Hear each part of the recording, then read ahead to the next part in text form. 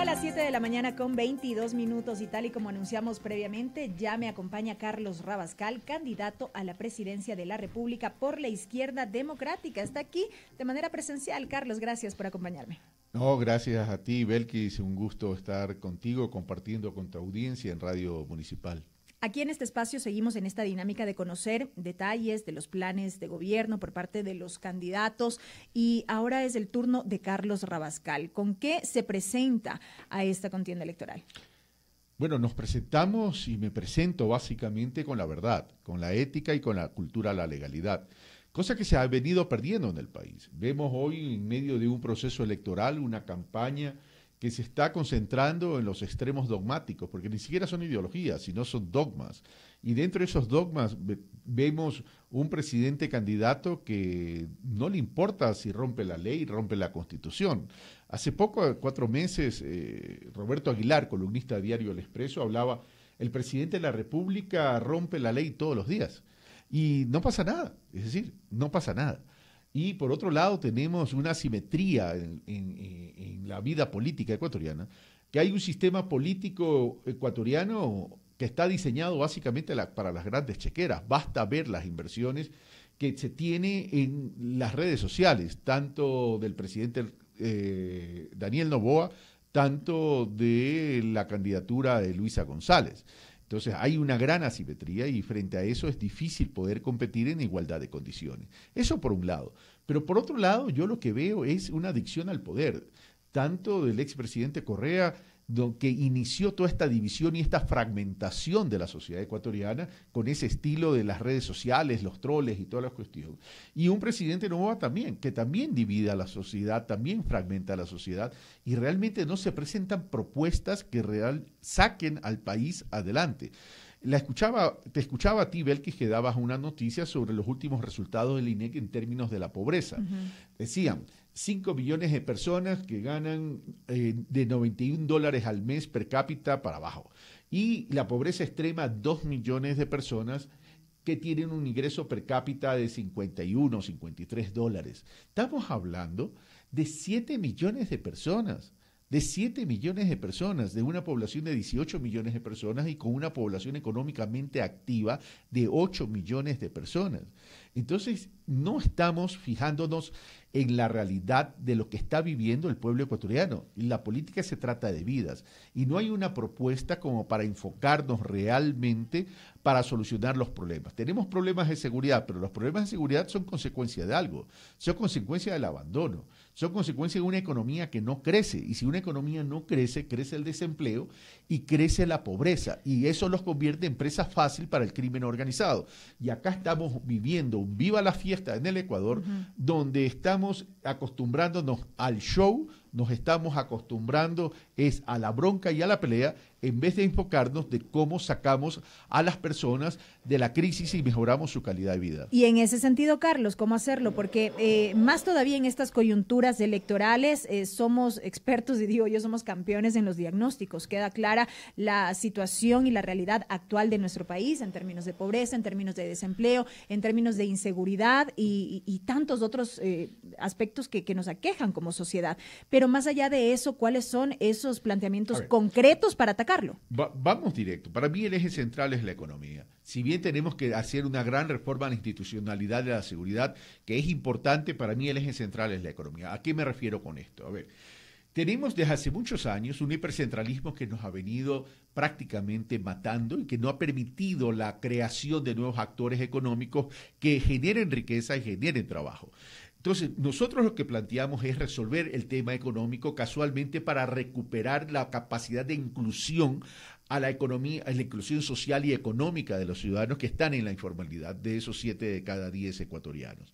Entonces, planteamos que entrar en un proceso de un plan de descentralización fuerte a través de regiones autonómicas descentralizadas, que una región agrupe provincia pequeña, provincia mediana, provincia grande, para estar en ese concepto de subsidiariedad.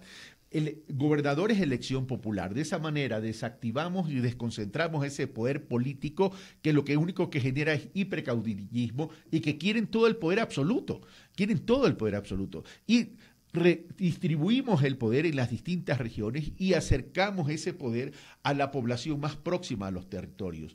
Entonces, ¿qué van a tener? La capacidad de administrar sus recursos, van a tener la capacidad de generar una visión y un plan de desarrollo y la capacidad de poder recuperar ese potencial y convertirlo en fortaleza. Me refiero al fomento productivo, al sector agropecuario, agroindustrial, turismo, industria, tecnología y servicios. Y de esa forma, entonces, activamos la economía desde las regiones, desde los territorios, y desconcentramos y desbloqueamos el país dentro de este hipercentralismo. ¿Qué necesitamos en concreto para viabilizar este planteamiento? Ya está planteado ya está en la Constitución de la República. Solo que no se ha dado paso. No se ha dado desde paso, su por vigencia eso en 2008. si hay que plantear una reforma, te lo he dicho, desde el 2008, y nadie cumple los plazos. Es que aquí ese es el problema en el Ecuador. Nadie cumple los plazos y nada pasa, absolutamente nada.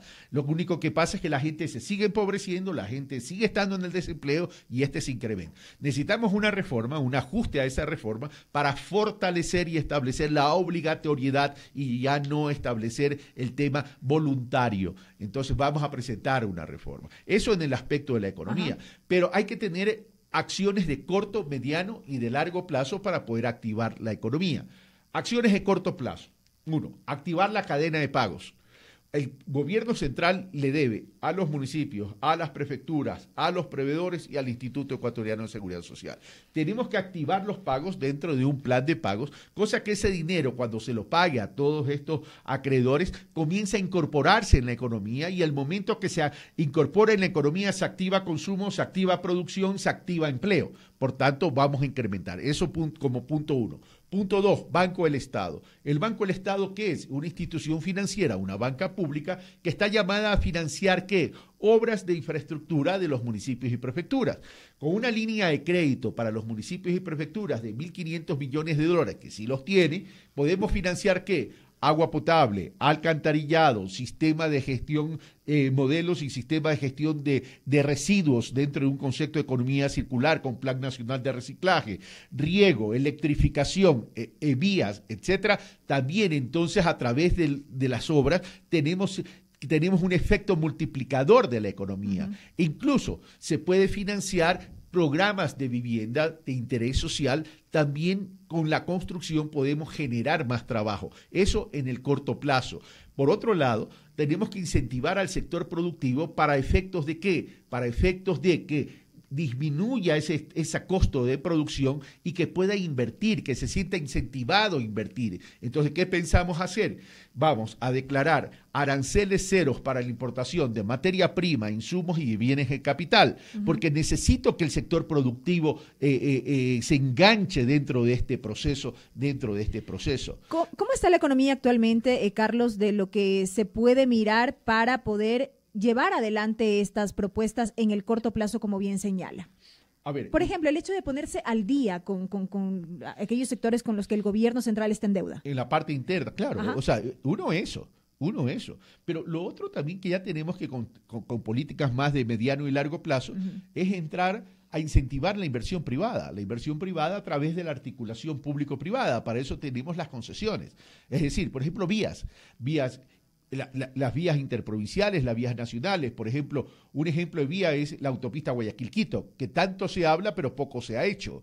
Lo otro es ya las concesiones para los proyectos de fuentes de energía limpias y renovables, que tenemos que hacerlo. ¿Cómo generar confianza, para el incentivo de la inversión privada, Carlos, si precisamente aspectos como los políticos en nuestro país derivan de alguna manera en inseguridad jurídica y ahuyenta al inversor? Ese es el principal reto que tiene el Ecuador. El próximo gobernante tiene que respetar la cultura, a la ética, a la legalidad y a la verdad. Caso contrario, no vamos a obtener las inversiones que realmente requerimos. A ver, los inversionistas para proyectos como centrales hidroeléctricas, energéticos, vías, van a venir, pero nosotros necesitamos inversiones en la economía real. Porque, a ver, ¿qué es un inversionista, Belkis? Un inversionista es un apostador de riesgo. Pone su capital en un proyecto y él dice, bueno, puedo ganar o puedo perder. Casualmente, por ser un apostador de riesgo, ¿en qué se fija? Se fija en varios elementos. Uno, ¿qué seguridad jurídica hay? Pero si ese inversionista ve y abre el periódico y lee la columna de Roberto Aguilar que dice todos los días el presidente rompe la Constitución y rompe la ley, entonces difícilmente va a decir, va a arriesgarse, ¿para qué voy a ir? Pero supongamos que le dice y le pregunta al asesor, bueno, pero eso puede ser manejable, qué sé yo, pero ¿cuál es la seguridad financiera que hay? ¿Cuál es la capacidad de consumo que tiene en el Ecuador? El consumo que tiene el Ecuador es mínimo porque hay 7 millones de personas que viven en la pobreza. ¿Y cuánto es la población? 18 millones. ¿Y cuánto es la población económicamente activa? 8. No, pues entonces prefiero irme a Colombia o prefiero irme a Perú. Entonces no estamos entendiendo que los problemas son serios y no estamos entendiendo que tenemos que corregir y que tenemos que tener esa inversión privada por una sencilla razón, porque el Ecuador en este momento está ilíquido, es decir, no tiene plata como sector del Estado, ¿verdad? Por una sencilla razón. La cultura de endeudamiento que ha tenido el Ecuador ha sido irresponsable.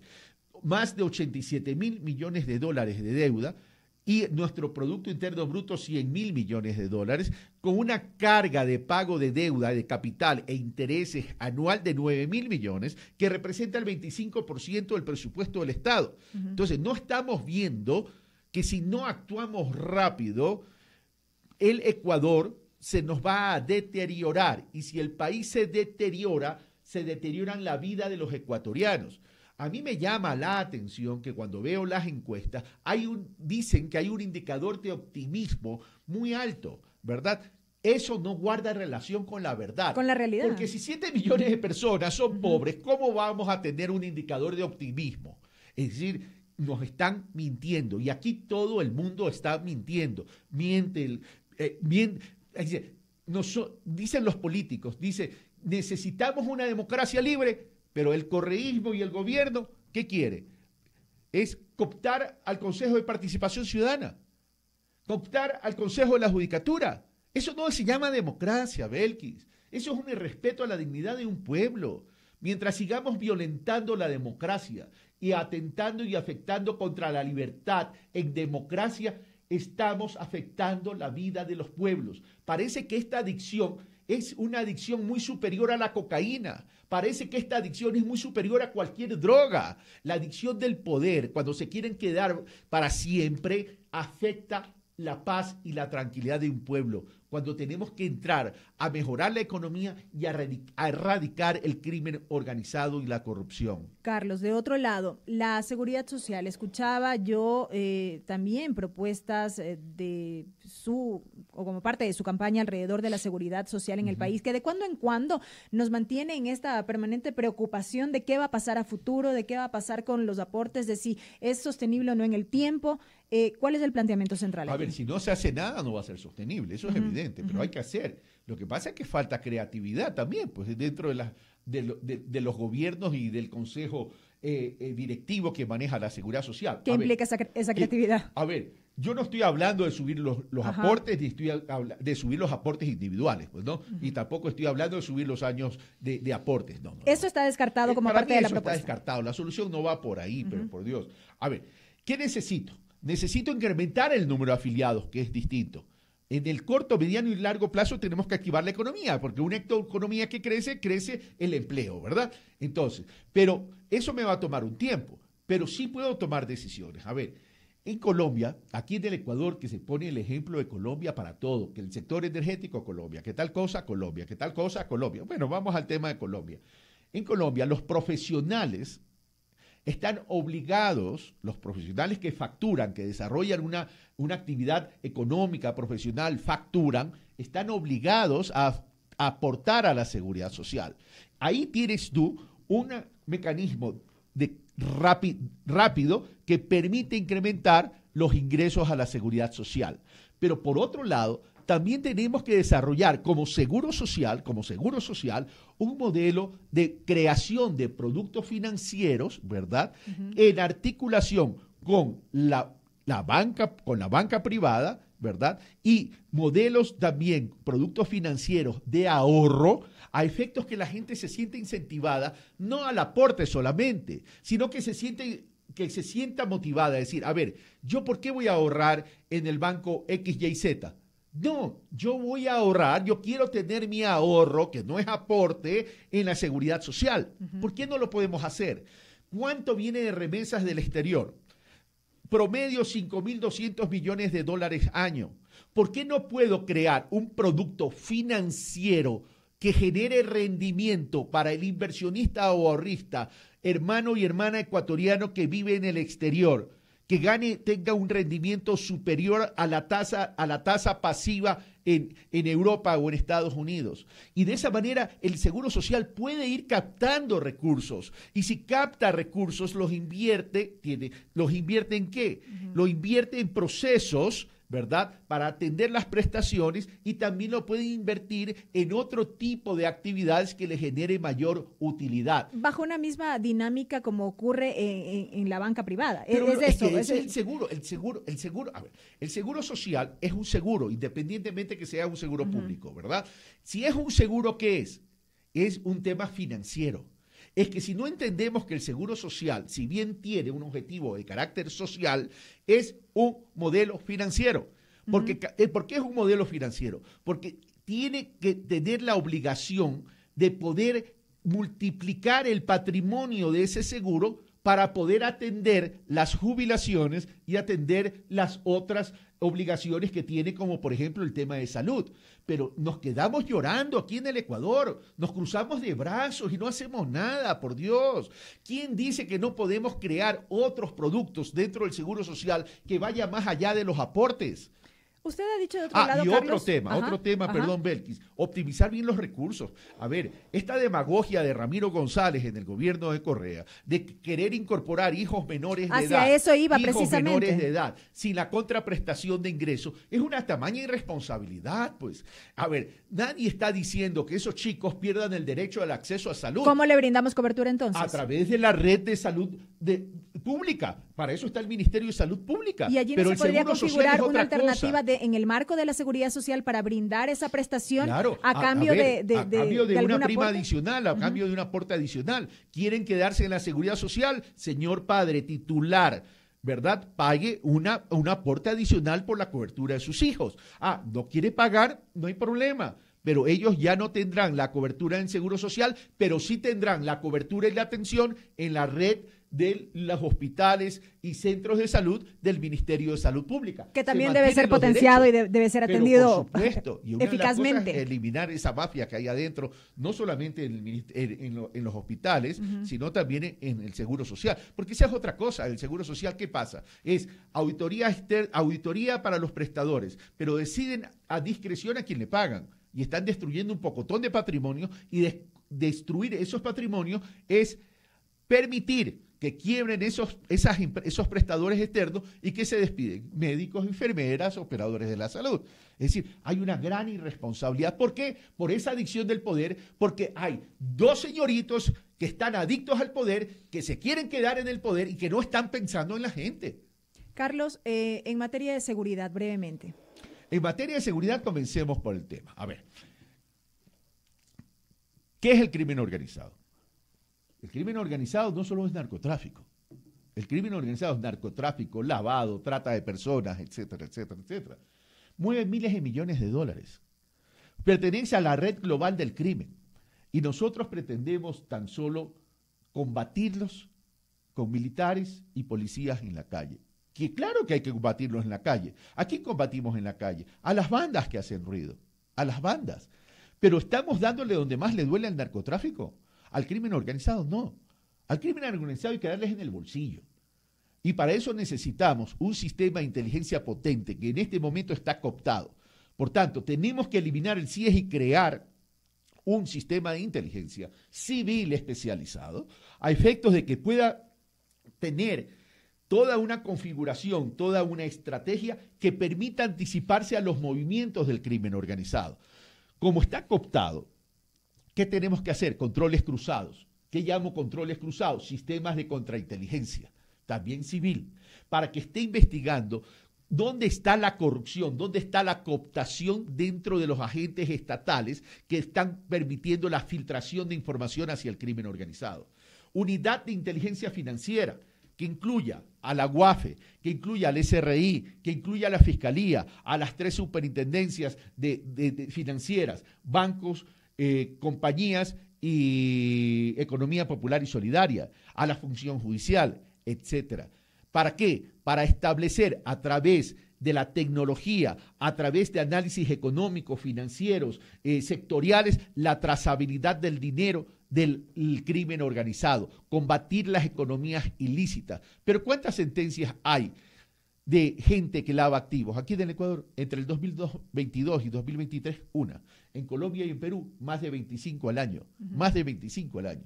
Eso por un lado. Pero por otro lado tenemos que fortalecer la policía, porque la policía es la llamada a cuidar la seguridad interna y ciudadana del país. Y hay que depurarla también. Pero por supuesto que hay que depurar, no solamente la policía. Fuerzas Armadas y todas las instancias. Fuerzas Armadas, función judicial y autoridades de control también, ¿verdad? Entonces, a la policía hay que depurarla a través de las pruebas de confianza, igual que a las Fuerzas Armadas.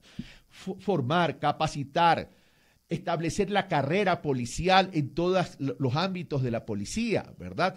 Tener una policía civil nacional especializada en la lucha contra la corrupción y el crimen organizado y también una policía uniformada territorial que garantice la operativización. La policía desocupa el crimen organizado de los espacios que ya están identificados y el gobierno central, en la articulación con los municipios, los vuelve a ocupar a través de centros de desarrollo familiar integral, llevando cultura, escuelas de arte, idiomas como inglés y mandarín para irlos preparando para enfrentar la vida cotidiana, deportes, formación, capacitación y formación ¿en qué? En actividades relacionadas a la economía social y solidaria para que vayan emprendiendo, para enseñarles a emprender, estableciendo cooperativas dentro de esos sectores, dentro de esas locaciones de las ciudades para desarrollar actividades económicas. Y ahí entonces activa economía local y territorial. Y de esa manera ocupamos los espacios, centros de tratamiento de adicciones de drogas en esos sectores, donde las madres están desesperadas porque sus hijos han caído en la adicción. Entonces tenemos una política de ocupación del espacio público a efectos de evacuar y neutralizar y descartar y excluir al microtráfico. Hemos hablado, Carlos, de esta necesidad de depurar en todos los niveles, fuerza pública, a nivel de la función judicial y demás. Pero hay un hecho que es una realidad y es la presencia de estas mafias transnacionales en nuestro país. ¿Cuán fácil o cuán difícil resultaría atacar todo aquello para, en efecto, poder poner en práctica esto que se plantea? No es fácil, es difícil, es complejo, pero hay que hacerlo. ¿Cuánto se ha demorado Colombia y todavía no termina a erradicar todo? ¿Pasa solo por un tema de voluntad política? Pasa por un tema de voluntad política. A ver, yo no creo que en el Ecuador todo el mundo sea inepto y negligente. Lo que pasa es que en el Ecuador nos estamos acostumbrando a poner los problemas debajo de la alfombra. Pero tenemos que iniciar el proceso, porque no nos estamos... a ver, aquí hay un tema, Belkis, perdóneme que ponga este ejemplo, pero lo necesito clarificar para que las personas reaccionen. A ver, si 7 millones de personas en el Ecuador, de acuerdo al mismo INEC, viven en la pobreza, ¿cómo es posible que esté circulando tanto dinero en efectivo en el país? En la transaccionalidad económica y mercantil del país. ¿Y qué? ¿No nos damos cuenta que algo está pasando? ¿No nos estamos dando cuenta que estamos naturalizando la corrupción? ¿Que estamos naturalizando al crimen organizado? Mientras los señoritos están peleando ahí arriba en unas asimetrías de billeteras impresionantes que invierten millones de dólares en las redes sociales. Acá, carajo, hay que atender las cosas, hay que atender al pueblo. Eso es lo que a mí me indigna, pero también me hace reaccionar, por eso que estoy metido en esto. Yo puedo ganar o perder. Y si las elecciones son hoy, a lo mejor pierdo. Pero no importa. Lo que quiero dejar sembrada es la semilla de la reacción de la ciudadanía. Ya basta que nos mientan. Basta que los vean como tontos útiles. Ustedes son inteligentes. Ustedes necesitan una mejor calidad de vida. Necesitan un país que tenga paz y tranquilidad. Yo estoy harto que nuestros jóvenes se nos vayan. O de lo contrario, a lo mejor ni siquiera alcanzan a irse porque los van a matar. Carlos, usted ha cuestionado a lo largo de esta entrevista con mucha vehemencia, digamos así,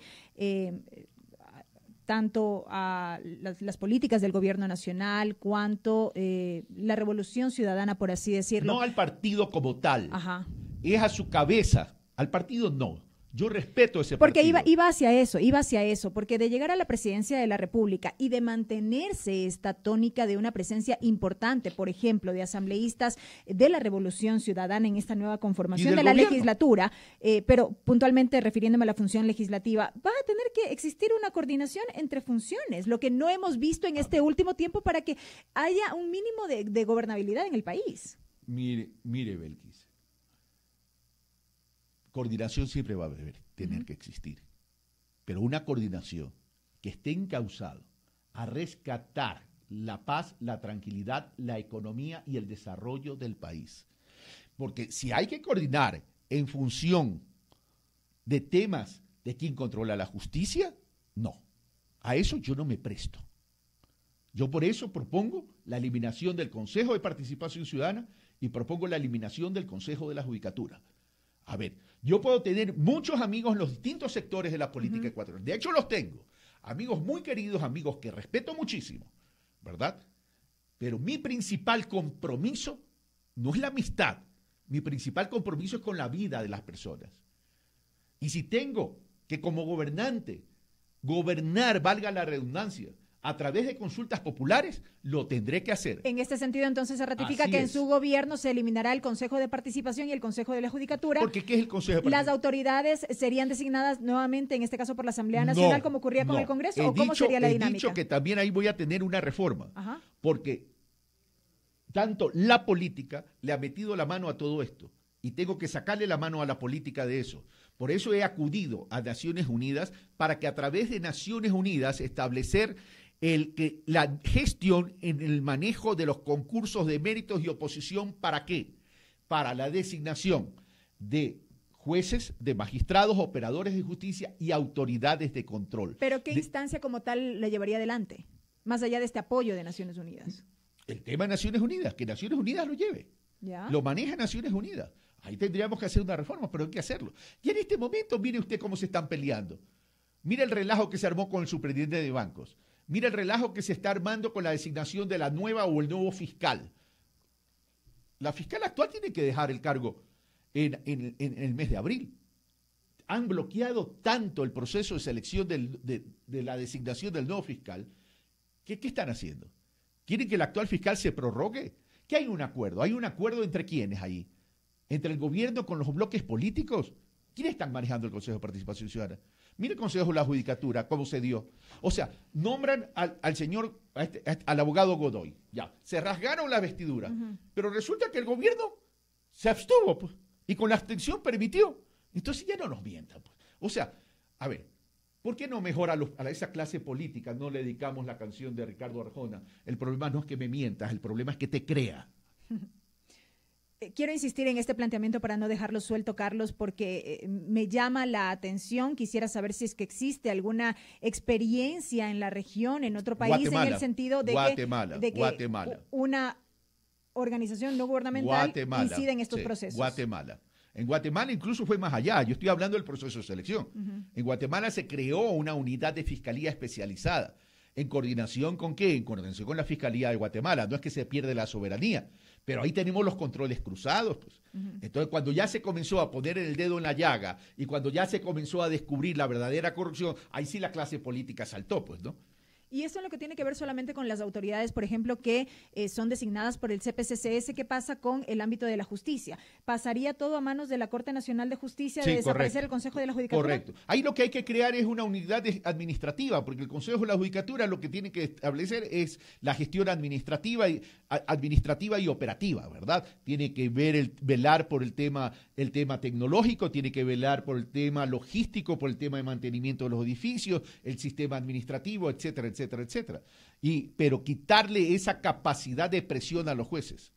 Y lo último, Carlos, estaba revisando unas declaraciones de su compañera de fórmula que dio recientemente a un medio de comunicación, justamente al ser consultada sobre, ella decía, Alejandra Rivas, En caso de concretarse una nueva alianza, decía ella, con el correísmo, no estaría de acuerdo ya que no comparten ideologías ni el historial de ese partido en el país. Esto en el sentido, entiendo yo, de algún pronunciamiento suyo de poder establecer estas coordinaciones de las que hacemos referencia. Esa declaración está sacada de contexto, mi querida Belkis. Eso no dijo Alejandra. Alejandra lo que dijo es, desde un inicio nosotros no vamos a hacer alianzas en este toma y daca, no solamente con el sector político que usted menciona, sino con ninguno, con ninguno.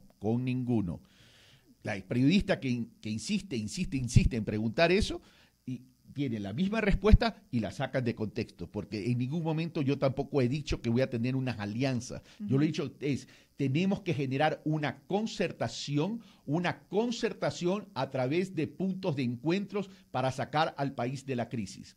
Correcto, Carlos. Con esto me quedo. Bueno, gracias por haber estado esta mañana con nosotros. Gracias a usted, Belkis, y gracias por esa libertad de prensa y de expresión.